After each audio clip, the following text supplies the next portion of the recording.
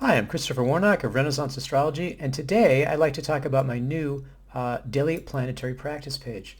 Um, it's a little hard to find. I mean, my website is, I think, 800 pages, so you need to do a certain amount of navigation on that site. You can find it in basically two ways on the website. If you go to Astrological Magic, it's right there in the first section on Astrological Magic, in the first where the text starts. There's links there, also to Planetary Charity. Also, if you go to the main page, the index page, under Astrological Traditional Astrology Resources, it's the second to last paragraph. Again, it's got links. You can also Google it. I did that, and I came up with a really old version of the page that does still have the older version of it, and it's not mobile responsive page, and also, but it does have the links to the invocations that I'll be talking about. But anyhow, definitely worth looking for.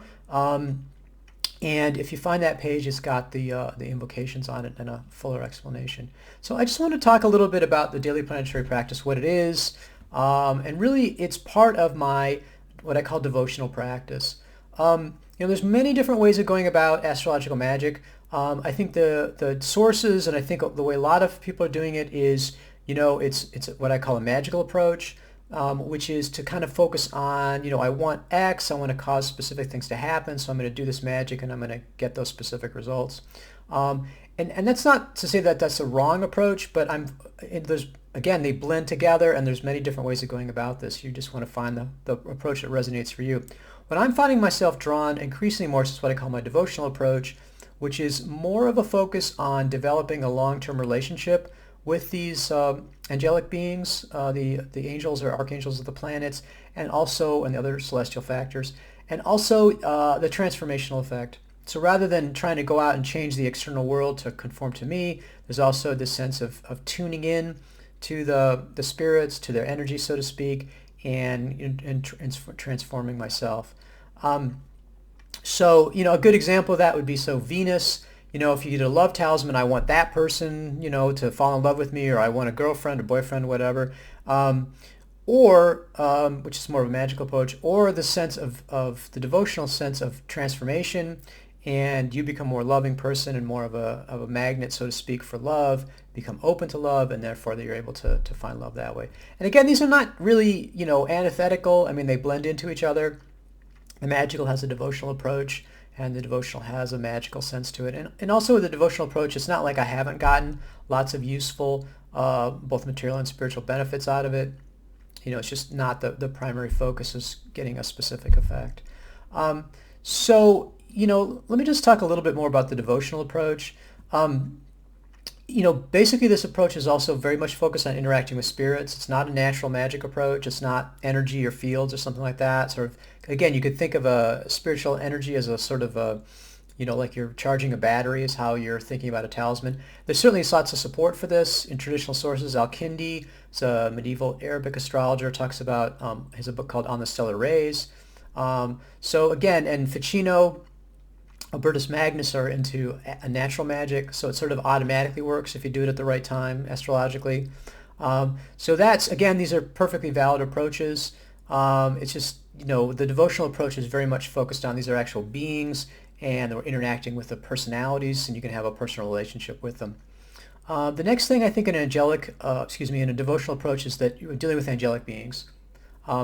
My sense of it is that every celestial factor, planets, fixed star, mansion of the moon, whatever, has probably an infinite number of spirits associated with it. And you can interact with them at all sorts of different levels in different ways. There's angels, there's, neutral spirits, there's demons associated with everything. I mean, there's really kind of all different levels of interaction are possible.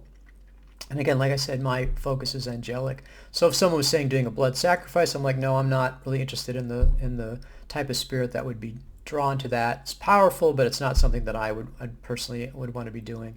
The advantage of it is, while you can't demand things or force the spirits to do what you want, you don't have the blowback problem. It's basically like dealing with a saint. Again, you wouldn't have to worry. I was praying to Saint Joseph, and I made a mistake in the invocation, so St. Joseph's going to take some sort of horrible, bloody revenge on me. It's like, no, that's just not in the nature of a saint to do that. But again, you're not going to be able to force them to do something. You can't make a deal with them. You pretty much have to say, okay, what's best for me. You'll do produce the effect that's most beneficial. whatever that happens to be. And again, a lot of it is, like I said, tuning yourself in, hanging out with them. And so, a lot of the focus then is on what in the Catholic Church, for example, with saints or angels, they called veneration, which is just showing honor to them, being respectful. These are very powerful beings. It's an honor to be able to interact with them, and their mere presence is beneficial. So really, I like to think of it like a friendship. I mean, if you said, what can I get out of this person? That's not a very good basis for a friendship. On the other hand, if you're friends with somebody, you can get all sorts of benefits from that. Though, again, you really can't make that the primary focus, or it's going to mess up the friendship in the first place. So that's a kind of a nice way, I think, to think about the interaction. But again, that's not the only way to do it. I mean, you could have all sorts of different possibilities in terms of Solomonic grimoires, which are commanding, very much like do what I tell you to do. Demonic stuff where you're making deals, making pacts. I mean, these are all certainly well rooted in the tradition, and something, if that's what resonates for you, then that's an appropriate path. But this is what really I found for me is what I want to put my time and energy into, and it's really what I find appropriate. So again, you need to find the path that's appropriate for you. So in addition to the sort of general devotional approach in just making talismans or how you react with them, there's some additional practices that you can do that fit in nicely with the devotional practice. And the daily planetary practice is something that I kind of started doing spontaneously probably almost 20 years ago. And what I did was, if you think about the days of the week, these are astrological in origin. There's 7 days of the week. Each day is named after a planet. Sunday's the sun, Monday's the moon. So what I do is on the day of the planet, I do a very short invocation of that planet. I have these short planetary invocations that are adapted from Pickatrix that I use, but you can pretty much use whatever you wanted to as long as it was appropriate for the planet. I light a candle and light some incense. Now you could get jiggy with it. You could do colored candles that are appropriate for each planet. You could have special incense and all that. You could have a really long invocation. You could do it at all sorts of stuff. I just do the planetary day. I don't even do the hour. And what I was finding was that getting really elaborate, I had for example, a much longer invocation. I was starting to get a little cranky about doing it, and that's not the right mindset you want to be in. I mean, irritation is not respectful. It's like if you show up to a friend's house and you're all pissed off, you really wouldn't want to, that's not a good frame of mind to be in. So I cut down the invocation so it's very short. So now I'm not grumbling about doing it. I'm perfectly happy to do that short invocation every day. I tend to use white candles and Japanese temple stick incense for everything since I'm doing so many invocations all the time. Again, it's up to you if you want to do specific colors for each planet, if you want to do incense, that's all really up to you. What you want to make sure is if you're doing this on a daily basis, it's not so onerous that, like I said, it becomes problematic for you. But if you want to do more, again, it's respectful. I mean, if you want to take the effort, it's like a friend who comes over and instead of just having water for them, you've got this special juice that they love and special cake they like. I mean, that's great. Like I said, as long as it doesn't turn into a chore for you. Now, here's the thing. When you make a talisman, at least the way the art operates in the traditional sources, you're looking at many, many factors. You're looking at a full chart, and you're really maximizing the strength. I mean, you might have a situation where these factors, say sun talisman, sun rising, sun day, sun hour, sun in Leo, sun unafflicted, that only happens, twice a year, once a year. It might go a whole year without even being able to find that election. So that's where the power from that comes from the fact that you've got multiple factors all lining up at once to make that a very powerful, time frame, like whatever it would be, half an hour is very typical. The daily planetary practice is different. Again, the only thing we're doing is we're making sure it's at least the planetary day. I mean, you could add the hour too. I mean, that would probably be a good idea. Again, I just don't want it to be too onerous for me. But the power of that comes from the constant repetition again and again and again and again and again, day after day.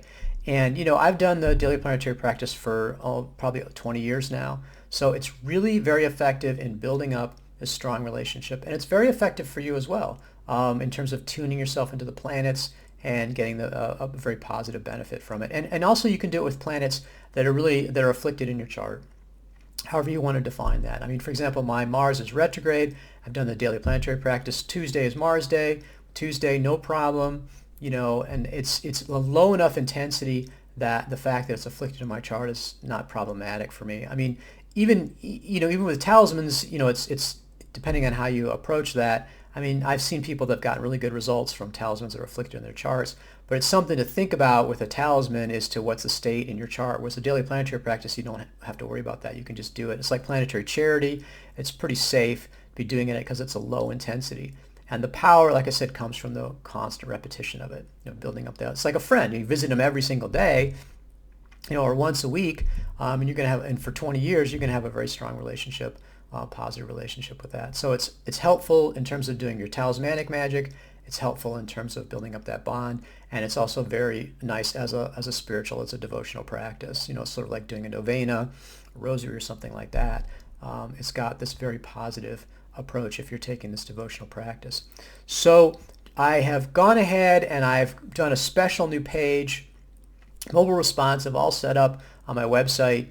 Like I said, you can find it by going to the astrological magic page. It's right at the top there in the first text section, or on the index page. If you go at traditional astrology resources, it's the second last paragraph, and it's got all the links in there. And on that page, it's got, again, a full explanation talking about instructions for ritual if you want to do that. But again, you can vary it to fit your own forms.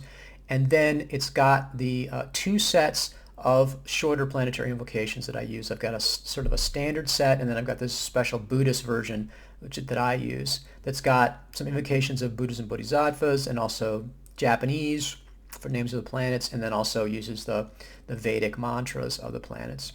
So again, very free form. It's not like you have to do it this particular way, but this is a good way to start. I like using Picatrix. I used to use the Hymns of Orpheus. That would be fine too. And pretty much anything as long as it's actually for the particular planet. You don't want to do the Shango equals Jupiter equals Zeus kind of, thing. You want to keep those separate. But as long as you're doing a Jupiter invocation for Jupiter, or whatever planet, then that's perfectly fine. So check out that daily planetary practice. I want to make that widely available now. I'm really kind of focusing on this devotional practice. I want to make this available to everybody. I think it's a great practice to do, and I hope that people will visit that page on the website and start doing that daily planetary practice.